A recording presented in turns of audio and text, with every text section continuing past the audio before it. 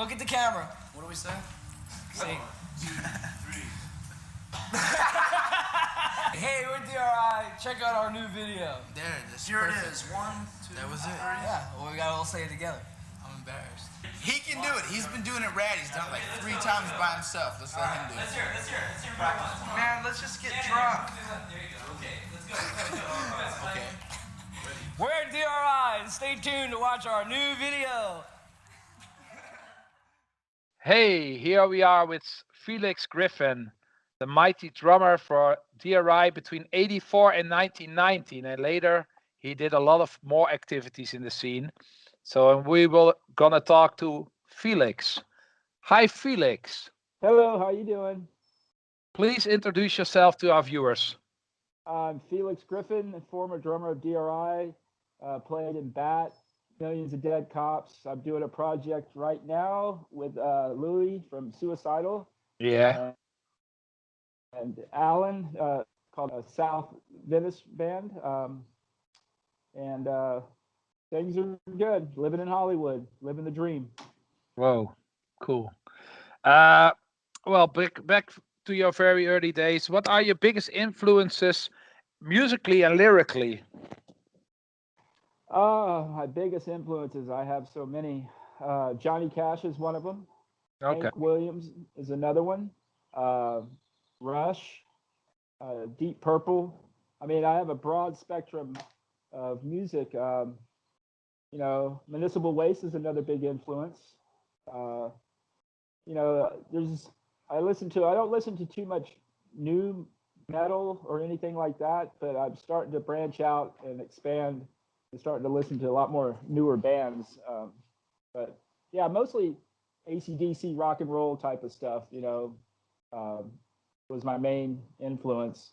And Kiss was another band. Yeah. Cool. At what age you discovered heavy music, and was D.R.I. your first band? How old were you back then? The first time I got into heavy music, like punk, you mean? Punk music? Punk or heavy metal or hard rock? 6 years old. Yeah, 6 years old. Yeah, I remember going with my brother to buy tickets. AC/DC's first tour, he paid $4. That would be like, I don't know, €2.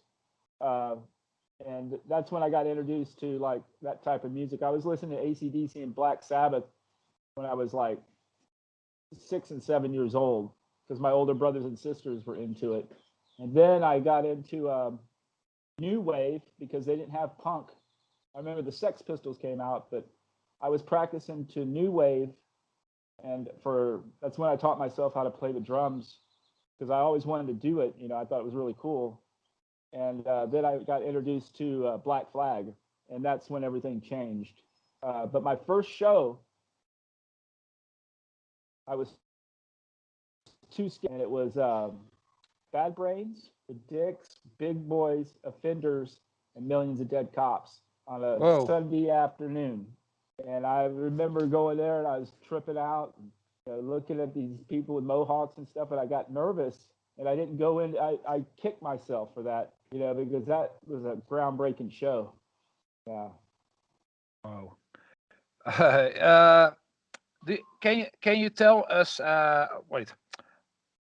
At what time you start playing in D.R.I? At what age was that? I think I joined them when I just turned 17. 17. Yeah, I saw them their third show in Houston, and I didn't like them. You know, they were so different, because MDC was a lot different. They played with MDC. They were MDC took D.R.I. under their wing and took them out on Rock Against Reagan. And then I moved to San Francisco and played in punk bands there. And then they came back from their little tour, Violent Pacification, and their drummer quit. And that's when I joined. I was introduced to their bass player. They heard some little kid could play drums, and me and him jammed, and then I joined the band. Oh. Yeah. Cool. And can you tell us why you left D.R.I. after 6 successful years? Oh, okay. Well, And do you want to tell that? Absolutely, I do. We were about to break up, and my mother gave us some money to come to Texas and live. Yeah. And then we recorded Dealing with It. After we recorded Dealing with It, we got signed to a major label, and they told me nobody knew about publishing, nobody knew about anything, because we were a band, we're a punk band. We shared everything. And they told me that drummers, first what happened was they got a $40,000 check. I guess that's 30,000 euros. And I didn't even get nothing. I wasn't offered anything. They didn't even buy me food. No? No, because they told me because I'm a drummer that I'm not really a musician. And this is true. It happened to a lot of guys. I know. It happened a lot of people. So, I didn't know what to do. I was very angry. And so I tried to learn, but being different, being dyslexic and bipolar, it was hard for me to learn a different instrument so I can get the same amount of, and I never really learned how to read or write. I had to teach myself. So I couldn't really write lyrics. And so I stayed in the band angry. So we did Crossover, and then we did the same thing. And what happened was they basically came at me and kicked me out of the band, and then tried to rehire me as an employee. Yeah, I know that. And came at me with this contract for musician for hire, and I'm like, what the hell? And I told them after Thrash Zone that I needed to take a break. I needed to get some help, and they just kept going. They just got somebody else and just left me. And then over the years, this whole process, all my money was taken. Everything. Like I've never seen a dime off Live at the Ritz. I never, and it almost killed me, and it took a long time. I was over it. I was doing okay until the internet appeared, and then it was in my face constantly. And I had to do a lot of therapy. It's something that I've come to my terms that I'm never going to see that money, but they can't take my legacy. They can't take me, but they can keep their money because I don't need their fucking money. And that's the truth. What we did back then was really special, and everything. Unfortunately, as we all know in the rock and roll business, there's always this type of behavior. I know. It's unfortunate, and I'm glad I'm not in the business. I'm glad I don't have anything to do, because a lot of this stuff that we're talking about, these people in these bands think they're better than everybody else just because they're entertainment, industry or whatever. And I know that you've met people like this. They're fucking assholes. Just because you play instrument doesn't make you better than anybody else on the street. And I'm always going to be like that. I mean, I do not like the egos or any of that stuff, and I can speak freely because I'm not in a band. I don't have a publicist telling me what to say. So fuck them, You're not in touch with the old D.R.I. members anymore. No, not at all. They don't even talk to each other. Josh, the bass player, he stayed with me. We were gonna play some tour with the original '80s lineup, and the reason why we didn't do it is because the other guys didn't want to split the money equally. So it was 2013. We did 5 shows in Texas.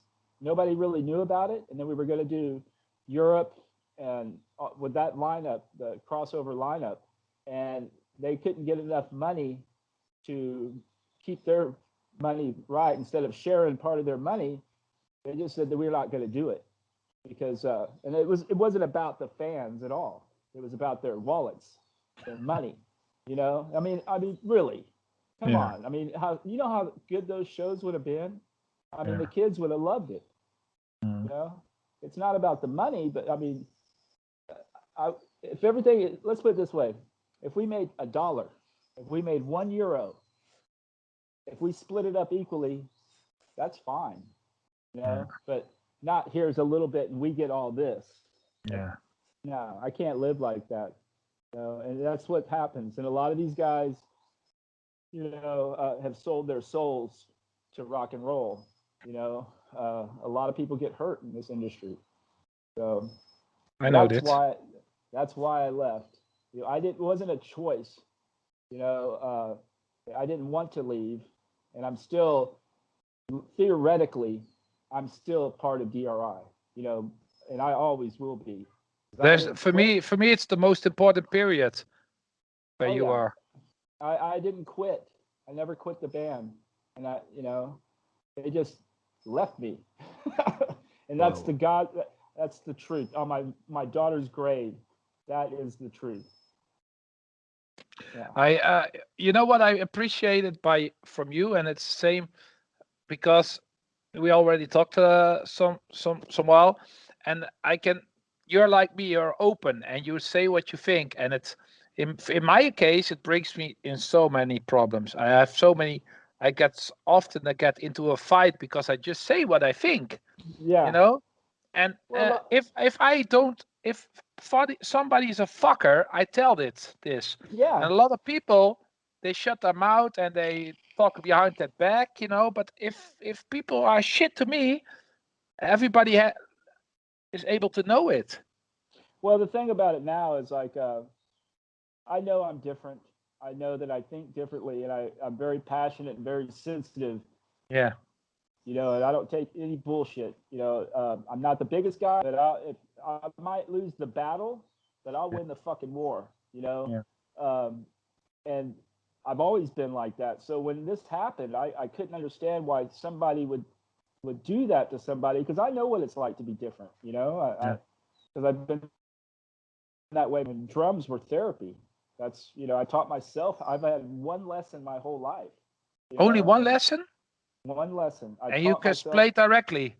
Yes, I can hear it and just play it. You know, Cool. I play my, but that's how it was taught. I'd sit there and listen to it, and this was back when I was listening to new wave. I was figuring out stuff that was drum machines that wasn't even drummers. you know, like two drummers at one time. It kind of sounded like, and I'd sit there for hours trying to figure it out. You know, so when I got into the punk scene, it was easy. You know, it was real simple because I've been focusing, and that was when I was like 13. Yeah. You're also a Wave fan, like you also. Yeah, I'm a big fan of The Cure. Oh, me too. Yeah. Me too. Echo and the Bunnyman, Psychedelic Furs. Yeah. Uh, I love new wave music. It brings good feelings. Good feelings. I like it too, especially The Cure, but also bands like even like Tears for Fears and Yeah. Bauhaus. Like Bauhaus. Bauhaus. Yeah, I'm not so familiar with it, but it's a cult band. Check out. Have you heard She Wants Revenge? No, Have you heard of that band?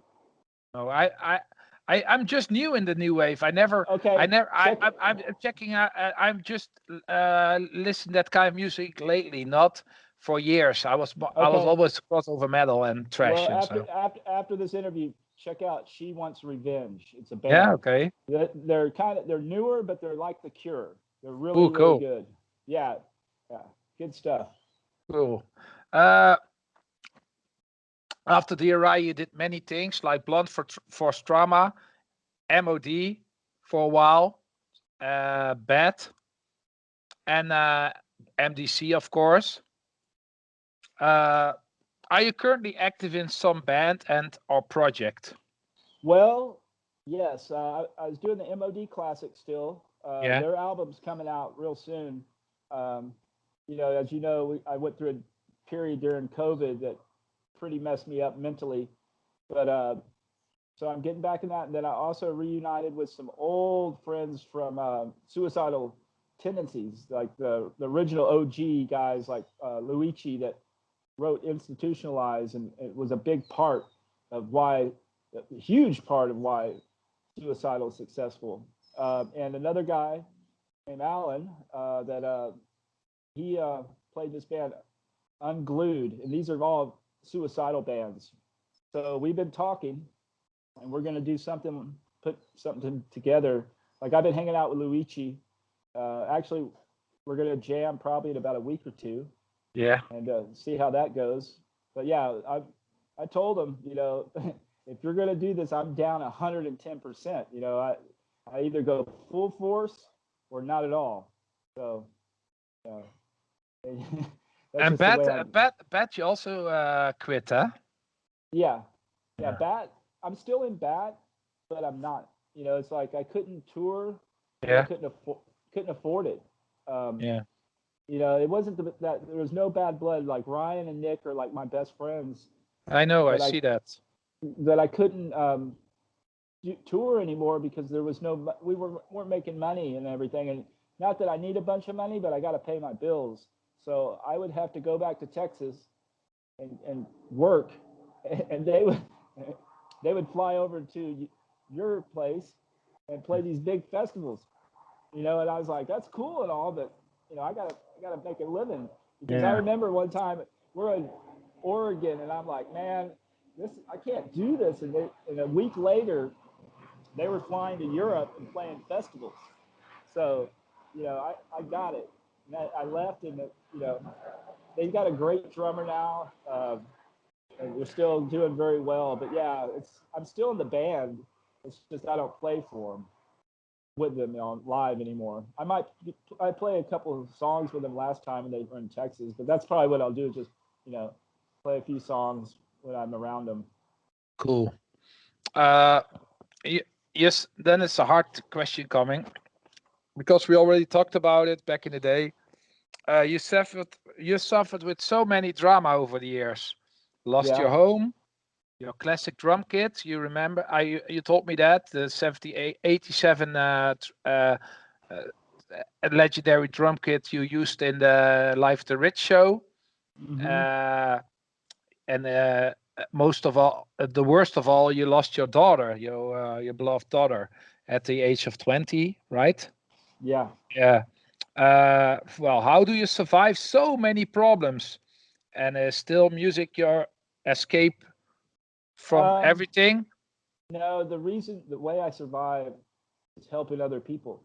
Mm-hmm. I have a responsibility now, to help other people that are hurting, because I've gone through it. So if I can help the next person that's coming through the pain, and pain will change you, man. It's I probably would have taken my life a long time ago, and that's no joke. If I didn't have other children, I would never do that, because the world is a very ugly place. It can be.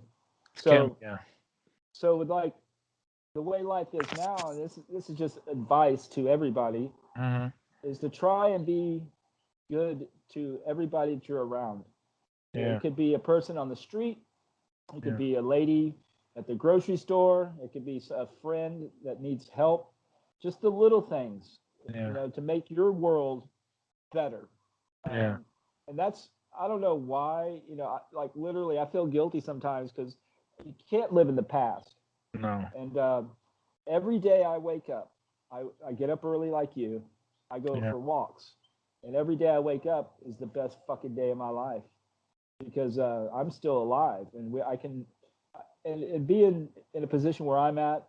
And that's why I have problems with big-headed rock star assholes, is you can make or break somebody's day, because these people look up to you. And even though that we're no different than the average guy on the street, to disrespect a fan is like the worst fucking thing you could possibly ever do, in my eyes. It makes me want to beat the shit out of them. So everything that I do, I try and do it the best I can to help other people. My daughter is not going to come back. It's like, and I have other children, and I know my daughter, she was like my manager. I know. She says, I'm your manager, Dad. And, I have to think about her with everything I'm doing. I'm not sad anymore. I'm happy. I mean, I got a little tear in my eye, but I see that. I believe, I understand. It is what it is. I can't bring my daughter back, and it's okay to talk about it. I talk about it freely. People are like, whoa, I don't know what I'd do if I lost my daughter. Well, I can't change it. So, So anyway. It's also good that there's I think there's better psychic health care in these days than there was back then, and and that's good, because it's a really really bad thing that governments save money on psychiatry healthcare. It's really bad. Well, they didn't know about bipolar disorder when I went to prison one time. Yeah. But I did this test, and it was like they classified me as borderline manic depressant, and that's basically bipolar disorder before they diagnosed bipolar disorder. But then, I did a bunch of research, and the whole mental illness is on my side of the family. Then I had alcoholism on my dad's side, so I had all this fucking shit thrown at me. And growing up in a violent home, drums were my fucking life, and they still are. But helping other people is a big fucking key to happiness. And you don't have to tell somebody about it. Just fucking do it. It's the little things. Your life will change. It's the good karma, and I'm a strong believer in karma. Yeah, me too. I had to just give it a shot, like, okay, well, these people do it, so what do I got to lose, and it changed my life. Definitely changed my life. I found 50 euros in an ATM machine. 500 euro. That was 500 euro Christmas evening. 500 euro in the ATM machine. I couldn't take it, but I didn't, because maybe it was from somebody, an old guy who did this for Christmas for his family, and I asked the guy, whose money is this? And then I think the wrong guy took it. Then I wrote on Facebook, like, I gave 500 euro away, what I found in the ATM machine, but wasn't mine. And then some people said, that's Marco, you did right. If the person, if somebody else took that money, karma will punch them. It will.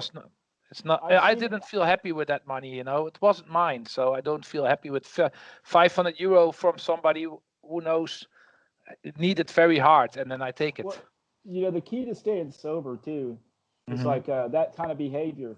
You got to be honest in everything that you fucking do. Like I do plumbing. I go to these people's houses and say they're replacing all this stuff in the house. Yeah. And I'm like, fuck it. They don't need this shit. I load it up and throw it in the back of my truck. Yeah. And nowadays, I don't take anything. If there's a quarter on the fucking ground, it ain't mine. If it isn't yours, don't fucking take it. But a lot of people, like a coffee cup.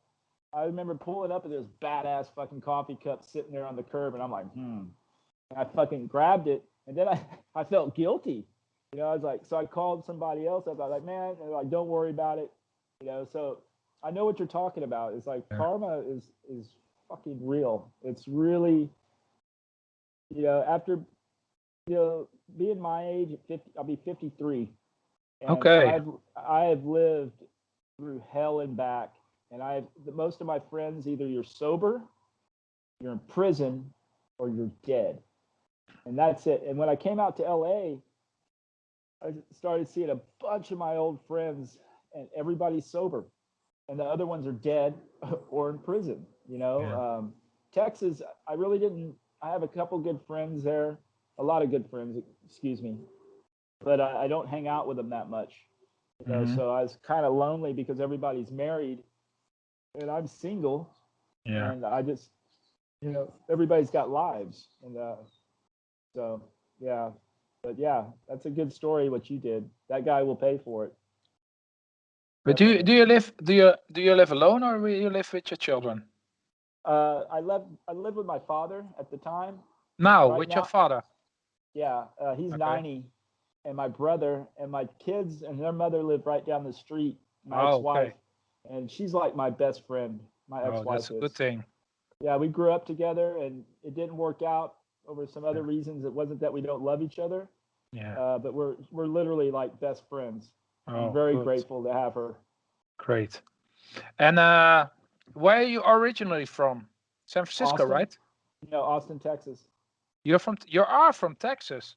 Oh yeah. I went to San Francisco because I was in the punk scene. I was so into it. You know, I always wanted to go to California, and these guys from San Francisco brought a bunch of drugs down to Austin, and me and my friends sold it for them. Yeah. And one of the guys said, if you ever come to San Francisco, here's my address. Yeah. Well, my mom and dad, you know, really didn't pay attention to me that much. So I asked them if I could go to San Francisco at 16. This is crazy. They're like, okay. So I got a plane ticket and flew to San Francisco, didn't talk to these people, had an address, and showed up at their house. And then the guy's girlfriend was like, who in the fuck is this little kid? And so she goes, come here. So she took me up to Haight Street and then found her boyfriend that I met selling all the drugs. And there was all these skinheads on this porch drinking beer, but they weren't fascist skinheads. They were just skinheads. Yeah, street punks. Yeah, they were brutal. I mean, these guys were tough street punks. So instantly they were like, Felix, Felix. And I was in their crew. And then I ran around San Francisco in 1985 on the streets with them for almost a year. And then I met D.R.I. and then I came back to Texas. But I was, you know, staying in squats with them. You know, my mother would send me money still. But I ran around with the street punks for, at least 8 to 10 months on the streets. It was a lot of fun. I A believe. lot of fun. I have a friend from Belgium who lived on the streets in Texas too, but only a few years ago, and he told me you don't need money. You go to the McDonald's and they throw whole meals away, and we are still warm, and you know this kind of things. And he survived this way, and crazy stories. Man. Well, the United States, we all know how it is over here. It's very crazy, you know. Thank goodness that we don't have the same president that we had. But this one is not good either, huh? He's okay. I mean, he's better than the last one we had. Yeah. You know what I mean? Yeah, I know. Oh God! And I worked with a lot of Trumpers. You know, Yeah? my other job. Yeah, I always get laid off first or fired because eventually I speak my mind.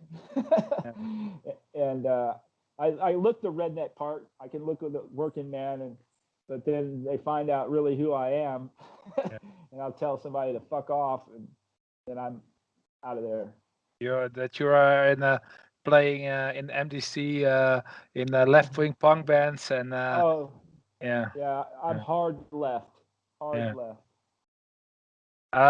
I think everything as politics are never. I hate it because it makes so many fights between people, and it's so many.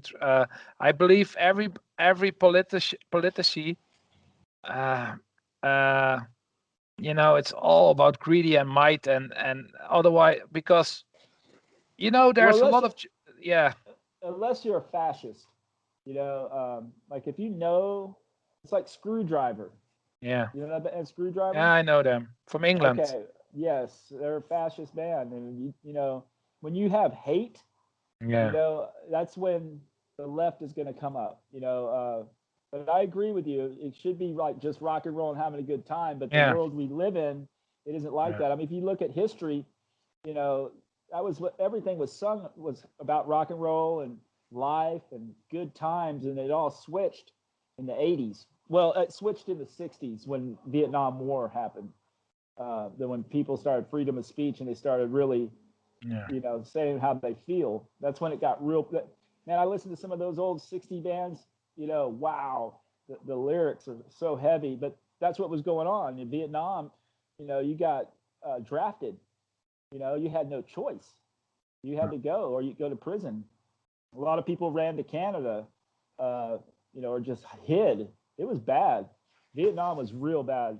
That's when it basically all started, the political and music. Screwdriver wasn't a fascist band in the very on the first album, but it's they changed their changed after a few years or something. Is that right? I don't know. I never really paid too much attention to them. I just knew that they were a fascist band. Yeah, they are. But you know, we are what we talk about. I think it's very important that every human is respect equal. And that's why also my mission from the for the passion of the fashion I reinforce. It's like we try to get everybody into the group, even if Yeah. you're Down syndrome or you have autism or you have black or white or whatever. We try to get one union, and that's why I'm so happy that we talked about that you're gonna like to help me, because yeah, you are Oh, you are absolutely. you're a famous drummer, and I like, and you are, it's great, and you also fits in the group because we are all Einzelgangers. We in German it's say Einzelgangers. It's like how you call that in English? It's like we're all different, and everybody on his own way. You're different in your way. I'm different in my way. We Well, are not the another thing, black, the white, the sheeps who are in the big group. This kind of like thing. growing up in Texas, I'm a real supporter of the gay community and Yeah, transgender me too. people, and that's another people that I identify with, is because they know they're different and they've been discriminated against, just Yeah, like a punk was. So I know what it's like to be different, and even like we are now, being bipolar, I have to be honest with people and tell them like, look, this is how I am. Don't take it personally, because a lot of people think I'm fucking straight up crazy. The ones that don't know me, and I have done a bunch of crazy shit. There's no doubt, and I like doing it. That's who I am. I like being loud. I like having fun. I like, being goofy. And, but that, I know exactly what you're saying. The world is a lot better place for those types of people and yeah, us now, because even the fascist right wing people, a lot of their children yeah, are like us, yeah. so they have to change their ways of thinking. They're not so much assholes, so to speak. But what happened in the United States recently, Mm. we got some serious issues here, I see. and so I don't know. We're going to have to figure something out, because this next time for election, we better be ready, because they're going to be coming at us hard uh, with the right wing, and it's gotten out of fucking hand. Yeah. Yeah, I've never had a president, or in my lifetime, split the country in half like they did. It's really in half. Yeah, you have two groups. That even but among the musicians, there's fight between each others. Yeah, it's crazy. Like I worked. One of my closest friends at work is a supporter of Trump, and I don't think that he knew exactly what was going to go down, because I'm conservative in a lot of ways. Yeah. We don't talk about politics. Me and him do not talk about politics. He's my friend. I respect him. He's not like that, but Yeah. now it's like real split up. I mean, it's almost like a war. I see that too. I It's see that not on too. the West Coast, but in Texas, hell yeah. So, Yeah. Always a it, right wing state, Texas. oh yeah, California, the West Coast is cool. I'm home. I'm fucking home. Yeah. About Even gay, though I'm from Texas. I also like to say something, because my nephew from 8 years. I have three nephews, and all three of them, we think they are one the 14-year-old wants to be a girl, Okay. and he is now 14, and he already told that he wants to be a girl. And the one of Okay. 8 years old, he is. We also think the same. And the from 19 years old, he's not out of the closet, but we think also. So it's somebody told me like, you have three nephews, Marco, to uncle. I'm uncle of three boys, and Yes. and some girls, but three boys. And somebody told me like, do you mind that they all have this gay? This gay orientation. Not the youngest is not out of the closet, but we think Who it's. knows? They can be And feminine and be straight. yeah, but I told always my sister also. I think it's really cool that I have that I have nephews who are different in their way. I like everyone who's different, and gay is also. It's very. I think it's very very tough of my nephew, a 14-year-old, that he says that. And Brave. I'm very proud of him that he says I'm homosexual and I want to be a girl. And he's only 14 years old, and I think I have a lot He's of going through respect for telling puberty. that. Huh? He's going through puberty now. Yeah, and yeah, and I'm Well, very proud on him. yeah, well, that's, they're brave. Let's put it this way. When I was in the 80s, my friends' dads came out of the closet, and Yeah. one of them died of AIDS. Really? And, San Francisco? No, this is Texas. Okay. And what the gay community dealt with back then was brutal. I mean, a lot of violence. And when I moved to San Francisco, that was the first time I was around a bunch of gay people, and it changed my way of thinking in the punk scene. A lot of lesbians, a lot of dykes, a lot of gays, and it was cool because I got to see a different way. Because I tell you, if I didn't come out the West Coast and I would have stayed in Texas, I grew up racist. My dad was a hardcore racist, and so was my mother. Oh yeah, they came from Tennessee and Arkansas, cotton farmers, and everything was the N word, for blacks and every. I mean, yeah, it was hardcore, and I was different, and I never would. I was racist till I was about 9. I was so racist because I didn't know any different. No, of course not. But then when I started seeing differently, I was like, wait a minute, some of my best friends were black, and that changed me, and I'm glad because, man, if I would have grown up the way I was going, oh man, it would have been bad, been real bad. Have you? Is your father still the same way thinking? No. Okay, that's great. Yeah, he's not that way at all. But he was until he was that way for at least 40 years of his life. Oh, that's a long part. Yeah. But you changed his mind. No, I think the world changed his mind. Okay. I think he had a plumbing company, so he had a lot of Latino and black employees. Yeah. And he learned that way. I think he treated some of them bad. They told him to fuck off, and finally realized that he can't do. My dad grew up tough. Yeah. Man. Conservative. Colleagues that my father did 3 tours on the front line of Korea. Okay. The Korean War. So he was right up in the front. So he's tough guy. And my other question. You've seen a lot about the world, and we are talking about it. This influenced your way on the world, right? Also, when you moved from Texas to California, it was an eye opener, right? Oh, absolutely. Yeah. Absolutely. I mean, I'm like the youngest of the old school, because I started so young. But it definitely changed me going to San Francisco. That was the best move I ever made, was going to the most liberal city at the time, probably in the world. Yeah. And it's changed a lot there, but LA is a lot like San Francisco, now. So yeah, it's cool. I mean, I'm blessed. Let's put it that way. I'm a lucky motherfucker. Because San Francisco was and the capital of Bay Area trash and the capital of gay community back in the same period. Yep. Mm-hmm. Yeah. And the punk scene. See, the East Bay was metal.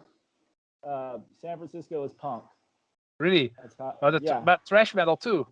But thrash metal is a part of punk. It is, but that's all East Bay. The real punk stuff was in San Francisco. Like there was a club called the Stone, and then you had a club called the Mabuhay, and on Broadway, they're right across the street from each other on Broadway Street. And when Metallica would play there, and you'd have a punk band over here, and this is before crossover, there would be fights, But we would go to Berkeley all we would do is go to Berkeley, some of us, and panhandle and spare change. So you damn sure better be careful, because if those metal rock and roll guys got a hold of you, they beat the shit out of you. And it went both ways. You know, if they came over to the city and they got caught by the punks would beat the fuck out of them too. But then, you know, as the thrash stuff, and I tell you, a big part of why a lot of metalheads accepted punk, because the punks didn't accept the metalheads. The metalheads accepted the punks before that, was because of Dave Lombardo and the guys from Metallica wearing, you know, punk shirts. True. You know? But that's how that happened. But none of the punks accepted that shit. You know, we were hated. You know, but eventually it all evolved, and it came up a different genre. Because I tell you, back then, Bill, I remember touring in Europe, a band called Pestilence. Right? Yeah, from Holland. Yes, we toured with It was us, them, Gangrene. From New York or Boston. Oh, from Boston, yeah. And Holy Terror. And you have 4 different types of music, you know, touring at the same time. Now you have different genres. There's death metal, black metal, grindcore. Back then it was just either punk or thrash or, you know, heavy metal. It was a lot smaller. It's interesting how when I got back into the music, there's all this different types of genres. Like, people can say a certain type and they'll know what it is. I'm just like, I don't know what the fuck it is. You know, it's like basically either heavy metal or thrash or punk, you know. That's how I classify everything. Now there's hardcore. There's a lot of different types of genres, all stemmed from the crossover scene. It's pretty wild. Yeah. And it's even cooler to say that you are open-minded than they are a narrow-minded asshole. Like because I say I was always ashamed for some music, like for wave or for rap or something, and now I'm 43 years old and I think, wow, why? So NWA was fucking great. They were underground too, or the wave music too. You know, it was all underground in their own way. You know, I'm not close-minded at all anymore. I just like what I like, and if there good music is good music, and yeah. I think the most important thing is being honest with yourself. Yeah. You know, for the longest time, I wasn't honest with myself. You know, I was always worried about what people thought of me, or if I did this, and I'd always second guess what I say. And sometimes, you know, I was always cautious because, except when I drank. If I drank, I didn't give a fuck. But being sober, you know, I always used to kind of worried how people would think of me if I listened to this type of music, or if my friend was gay, or if I, you know, hung out with these people and, you know, didn't do that with that person. I always, that was the way we were raised, a lot of it, you know, from our parents. It isn't that but nowadays, you have, like, your nephews, shit. Back in the day, if that would have happened, you know, it would have been a bad scene, you know, it would have happened. Because I know guys right now that their parents still do not talk to them because they're gay. Yeah. You know, and that's a fucking shame. I was proud instead. I said, wow, it's cool that he's so honest about it, and that he's not ashamed for it, even if he's only 40-year-old. Yeah. Well, hopefully, you know, if that's what he wants to do, and he's starting to develop, he should, my opinion, for what it's worth, they might want to think about getting into the hormones and start taking care of that right now, because that'll make it a lot easier for him to transition to what he wants to be, instead of waiting much years after you've gone through puberty. You want to deal with it right now. That way he'll be a lot better off. Yeah. You know the Dynamo Club, right? From Eindhoven. Yeah. Do you know the guy Steven Koster, Steven Smegma? He was a singer for a grindcore band called Romperprop. I'm sure I do. I'm really bad with names. His daughter is 13, and she's already his daughter is 13, but he's actually a boy, but she's already doing hormones because she's transgender, and it's so cool. He's a metal punk from the 80s, and Yeah. old crossover guy. And I asked some questions also by him for like, can I ask this to Felix and this? And this guy, he's a big DRI fan, big time fan, but his kid, 30-year-old, is doing hormones to be a girl. And Mm-hmm. I like him so much because he's such an open-hearted, open-minded guy. He never judge. He never speak bad about people. He's always tolerant and social to everybody. He's such a wonderful guy. And Steven, I love you. If you see this, I love you fucking hot much. And you're a fucking great guy. And I hope you I see love you this. too, Steven. Steven. And it's so great that this guy from diehard metalhead, diehard grindcore singer from the 80s and 90s, and that this guy is so open-minded with his child. It's awesome, I think. I have a couple of friends of mine that their daughters are doing the same thing. Yeah. And then I have a friend of mine. He is trans. He's going to have the surgery. Yeah. He got approved for the surgery, and that's some brave. I mean, coming out and being open and being honest with yourself. But these people that are doing this that are transgender, that are really, you talk about brave. I mean, really, you're raised one way, and then all of a sudden you know who you are, and you're being honest with yourself. So, Yeah. I can't tell you how much respect of honesty and just bravery Yeah. do that kind of stuff, you know. And I think about my petty stuff in the past and not even being honest about, who I hang out with or being paranoid and and then you meet people like this and they're inspirational, actually. And Very it's so inspirational. great that he also never ashamed that the metal scene is because this has changed, that the metal scene is not so violent anymore, and the punk scene, and that they are instead, most people are pretty liberal and pretty open-minded. That's cool. Yeah, definitely. Yeah. Okay. Next to my next question, if you look back on your career, what were your personal highlights? Um, I got one. There's a couple shows that I remember, but mostly is the fans. The shows, they all ran together. Yeah. Crazy, but I remember basically being kind to people and becoming friends. Like I never burned bridges with other bands, like touring with Creator. I rode with them in their van more than my guys, same with Sick of It All. But I guess just making people happy, Yeah. going out of my way because nobody recognized me back then, which is, it was fun. But when they found out, it like make their day to be hanging out, and I'm no different. So I would spend a lot of time with the fans and just hang out, and they felt really good, and those were the most important times. Like even now, if I can go out and make somebody feel good, Yeah. even if they don't even fucking know me, who I Yeah. am, Yeah. it's awesome. Those were my highlights. I mean, and I still do it to this day because the music, the shows, the energy, that's the plus. But the real thing is basically helping people, getting out of self and doing charity work. And I remember, I've done it a couple times. I used to take my passes and stick them in my shirt. Yeah. And because you'd have bouncers, security wanting to throw people out, and I would let them attack me because I would try and walk backstage, and then I'd have them run off out of the club. Yeah. And I remember this one time in Ireland, I think it was Ireland.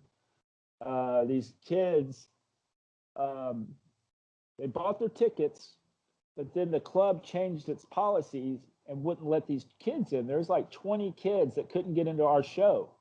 So I would not play. I told the promoter that I'm not going to play. And he's like, you have to play. I'm like, no, I don't. And our tour manager was like, Felix, we have to play the show. I'm like, no, we don't. So I just said, fuck it, and went on our. When was it? When was it? I don't know when it was. It was a long time. I guess maybe it was Four of a Kind or something like that tour. But I think it was in Ireland. Might have been. But anyway, or Scotland. And I told them I'm not playing if these kids can't get in. So I went on the bus and took my stuff and threw it in my bunk and started watching TV. Got me a beer, and they kept running on the bus and coming off the bus and wanting me to play, and I'd tell them no. So finally, after about 30 or 40 minutes goes by, they finally let all these kids in except for one kid. And I come off the bus because I was like, okay, we can play the show. So I come off the bus and this kid's crying on the curb. And I asked him what was going on. And he was one of the kids that was raising the most hell about not being able to get in. And they weren't going to let him in because he threw something at the door or something. And I was like, okay. So I go, come here. He didn't know who I was. And I go, come here for a second. He's like, he's crying. I was like, it's cool, it's cool. And I go, come with me. So we walked around the side of the club backstage, and I put my laminates on him around his neck and walked him straight in and took him backstage and got him a bunch of drinks and stuff and took him into the club, let him keep the laminates. And he ran into all his buddies, and they're all happy. You know, Cool. he made it in. Cool. That was one of, I did that, you know, before if they weren't going to let, but I remember that. And just the joy of this kid, you know, because he was devastated. He wasn't going to get in. There's no way. If I had to walk by, you know, he wasn't going to get in. And it's not that I'm not special about that. It's just that it was the right fucking thing to do. You know, You were a real pain in the ass for the other guys. The guys there. dude, they hated me. Like women would come on our bus wanting to have sex with them. What will with you? No, well, I did. I honestly, I did not have that much sex on tour. I would rather, I'd rather masturbate and drink my beer than to sleep with some person that doesn't even give a shit of who I am, only because I'm in a band. Yeah. And that's more not so much in Europe, but in the United States, it was like that a lot. The self-worth of the girls, they didn't care, and I used to like interview them. They would come on the bus, and I'd ask them questions like, "So how come you want to sleep with him?" And they're like, "I don't know." And I was like, "Don't you think that's kind of superficial that you want to have sex with a stranger just because he's in a band?" And you know, and it got to where they would hide the girls from me, you know, because I'd start interviewing them about their personal lives and stuff, and make them think of why they would want to do stuff like that. Yeah, they did not, because I knew I was getting ripped off. You know, I knew they were stealing, you know, all kinds of money, not telling me about. So I didn't care. I got paid $1.62, which is about a euro, €1 after the tour was over. That's what I made. No. Yeah, because I spent so much money in 3 months. You know, we get our money, and I'd buy like stuffed animals and, you know, BB guns and just candy, and I didn't care anymore. You know, you didn't earn anything from your career, money wise. No. You know, they after the tour, you know, they would get a big lump of money and not tell me or the other guys about it. You know, we did 72 shows. No, we did 62 shows in 72 days in the United States, and our manager is making $1,000 on each show. So, and then after that, that was my last tour with them. Then we went to Europe and did the same thing. And that's when I told them I needed a break. And they just kept going. I was a liability, you know, because I didn't care. I would, I did a lot of drugs, let's put it that way. I fuck up a lot of shows on purpose because at that time I had it. You know, if these guys are going to be stealing from me, I'm going to, you know, get mine. And I did, you know, I did a bunch of crazy shit. To my next question, do you see a big difference between Europe and North America? Yes. Europeans treat the bands a lot better. Europeans are not entitled. Europeans are a lot more caring. It's a better place to live. They're just not as superficial. There's so much, let's put it this way, when I come back from Europe, and I go to Texas, I'm pissed off because people are so narrow-minded. It's like this, they don't see a big picture. Only on the West Coast where I'm at now. That's why I'm not leaving here. There's no fucking way. If I was to move, I was going to try and move to the Netherlands with my wife and kids at one time because it's easier to get a green card there. Oh, you're welcome. We can hang out. I'm probably like, I live for today, and a lot of people have retirement, like wait till you're 65, blah, blah, blah. I'm like, fuck that. Live for today. So when I get some money, I'm going to spend it, because you don't know if you're going to have it or you're going to be dead tomorrow. So my plan is to come over there for a couple months, and then I want to go to Southeast Asia for a couple months, and then come back home. But I'm definitely coming back. I will be back there. I promise you, within the next couple years. After all this COVID stuff gets over, I'm coming to Europe for sure. I go to the USA in September, 10 September till 20 September. But really? we go, yeah. So we need to talk. Maybe we can meet up. Where are you going? It's far away from you, I think. Chicago. Chicago? Why are you going to Chicago? My father don't want to go to LA, and I don't know why. We go together, and he don't want to go to New York. And we first planned to go Seattle and Vancouver, but it was not a direct flight, and we only wanted to go 10 days. So it would be Chicago. Chicago's nice. Yeah. Chicago's nice. Yeah, you'll like Chicago. Nice. And I tell you what, Chicago ain't that far on an airplane for me. Okay, so maybe we can meet up there. Would be cool. Possible. Definitely. I like Chicago. Yeah, then we can talk about it later. Okay. Do you still follow the current scene, and are there still some young potential bands around, you think?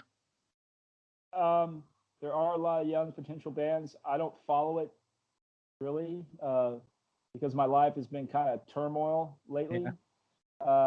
But there's a lot of good bands. I mean, like I like Toxic Holocaust. I mean, they're not a young band, but to me they are. Yeah, age. I like Power Trip. I like Municipal Waste, obviously. There's a bunch of other bands in that area that I don't know that much about. Enforced? Enforced? I never heard of them. Okay. You'll have to send me a link. I'll check it out. They're also from Westmont, Virginia. Oh, really? Yeah. Well, there you go. They're Center Media Records. They released an album on Center Media. My buddy's checking out my bike over here. Wow.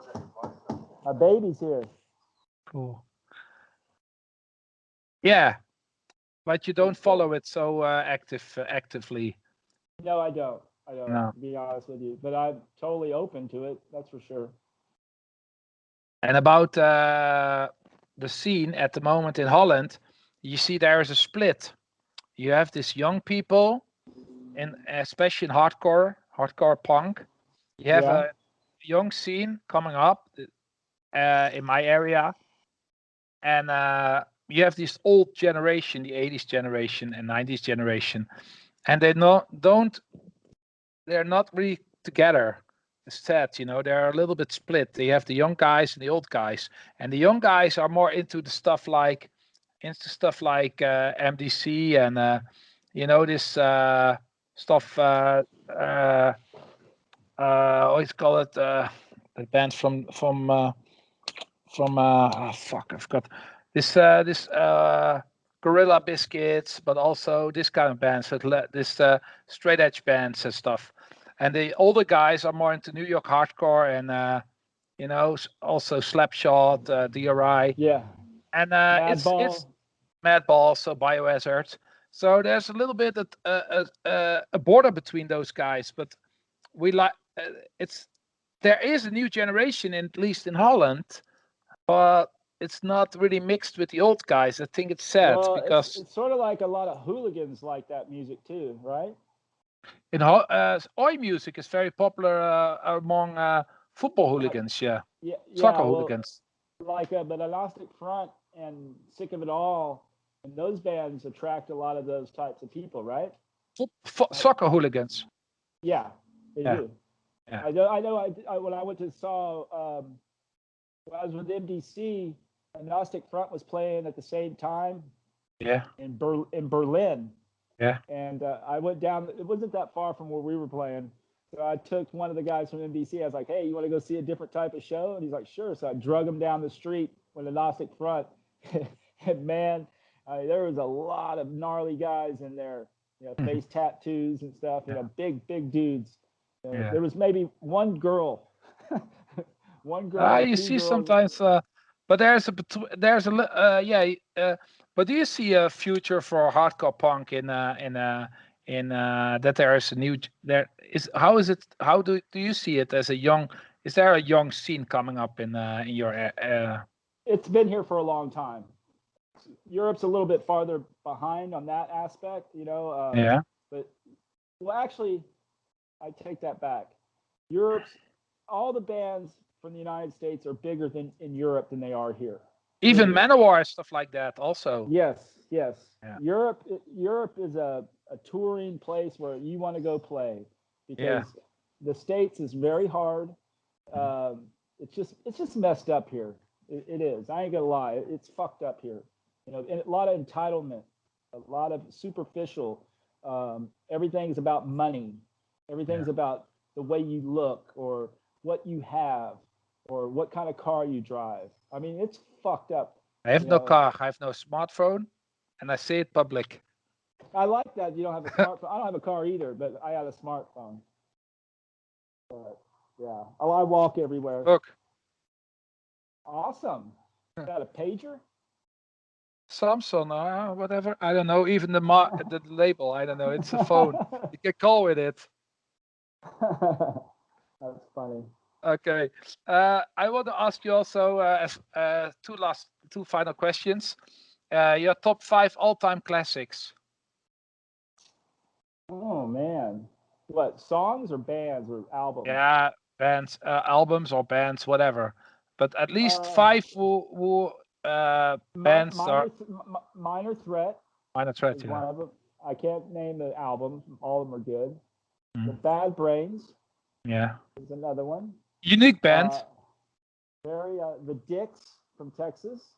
Yeah. Another band. The first MDC album and the second MDC album, classics. Way above their time. And I tell anybody, any metalheads out there, listen to those 2 albums. They are the shit. They probably are one of the most groundbreaking, influential bands for me anyway. And this whole fast-paced type of music. They were one of the first. I guarantee. There's some other band in Europe that was fast too, but MDC was the first one that I ever heard. And let's see, that's 4. AC/DC. AC/DC, okay. Yeah. Thin Lizzy, Black Sabbath. Like from you say about MDC, very early band. We also had a band in Holland like this, Larm. Yes, that's the band I was talking about. My friend Arno, I don't know if you know Arno. He's a pirate punk. He's the one that toured with us, with MDC always. Very smart man, very smart guy. He was telling me about that band. Well, that's from Amsterdam. Yeah, that's the other fast band. So those 2 bands were the first fast bands, period. Yeah. And D.R.I. was influenced from them. And they were also started in 83, 82, D.R.I. Yeah, but they started playing fast because of MDC. They were real political. D.R.I. had all these songs like "Get My Taxes Back" and "Money Stinks" and all this really heavy left lyrics. And as we know, the lyrics change. MDC's. Let's put it this way. Look at the first album's lyrics and look at Thrash Zone's lyrics. Yeah. People change. I know. I know. That's for later. Any future plans? Yes, that thing with Luigi from Suicidal, the original bass player, basically is one of the main reasons why they've been so successful. Even though he's not in the band, he was the major player, him and Mike Muir together. Yeah. I'm going to do something with him. And this other friend of mine named Alan, he has this band called Unplugged. Yeah. Oh, excuse me, Unglued. My bad. And it's a total Venice, old school, thrash, kind of hardcore. It's a little bit different.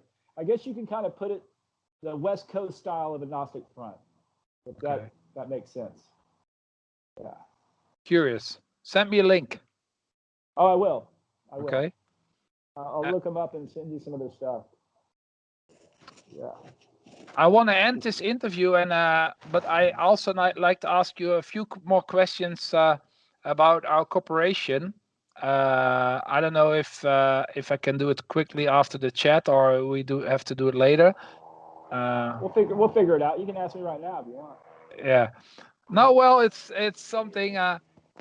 I will ask you after I put the recording out. Okay. Okay. Felix, thank you very much. Hey guys, thank you for everything, and thank you for the support for over the years. I'm truly blessed. Thank you. We won't forget you. I won't forget you guys. We won't forget Felix Griffin, that he was the best drummer D.R.I ever had. Thank you.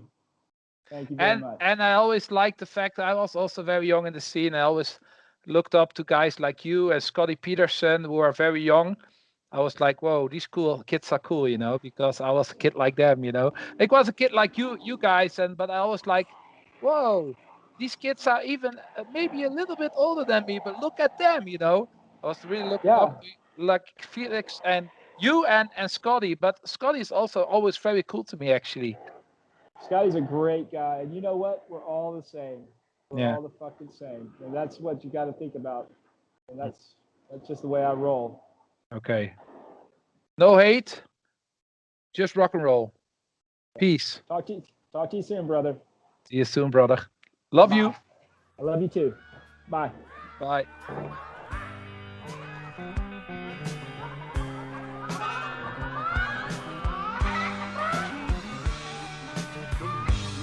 I said, stop. I said, hold on there, boy.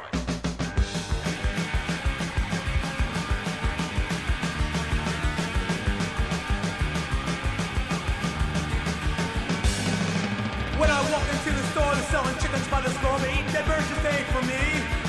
And I don't eat roast beef or fish, and pork and pig is not my dish.